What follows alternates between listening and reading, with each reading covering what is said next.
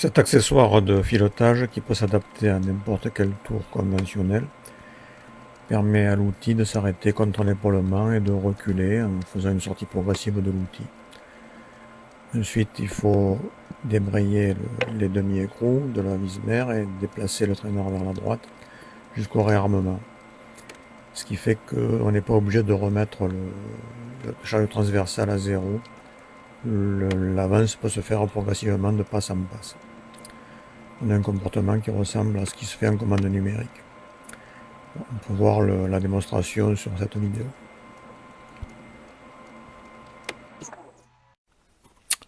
On voit le principe de fonctionnement de l'appareil sur cette photo. Donc on a un porte-outil spécial constitué de deux parties, une partie liée à la tourelle et un petit coulisseau qui est verrouillé sur sa glissière. Ici on a une tige butée.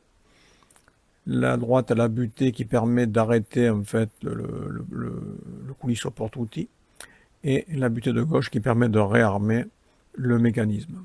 Le principe est tout à fait simple. Quand la butée est atteinte, le déverrouillage du coulisseau fait que l'outil s'arrête et le traînard continue à avancer. On a 20 mm de course pour arrêter l'avance de filetage, ce qui est largement suffisant. À ce moment-là, l'outil va donc s'arrêter et reculer du fait de l'obliquité de la glissière.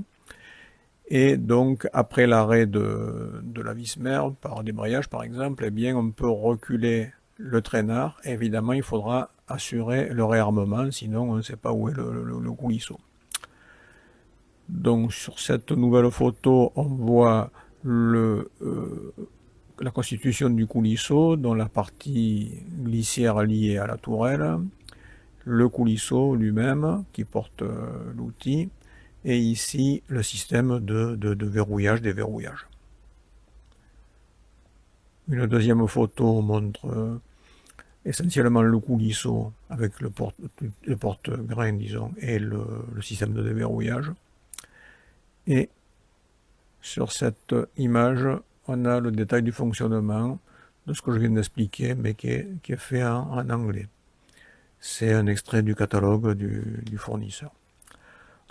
On va voir maintenant une vidéo qui montre le déverrouillage de l'outil et son recul, donc en dehors des phases d'usinage. Là, on va voir le système de déverrouillage. Quand l'outil approche de l'épaulement, il est déverrouillé et il recule. On revient en marche arrière pour le réarmer et la phase suivante, même chose, l'outil recule. Donc on a exactement le même recul que sur une machine à commande numérique. Le recul se fait pendant le filetage et pas dans une gorge. Une dernière fois.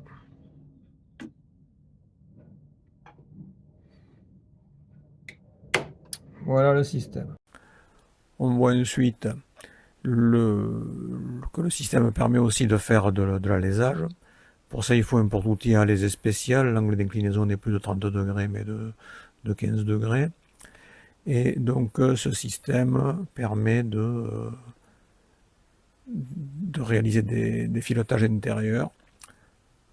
Une photo aussi extraite du catalogue du fournisseur montre l'appareil en train de réaliser un filetage intérieur.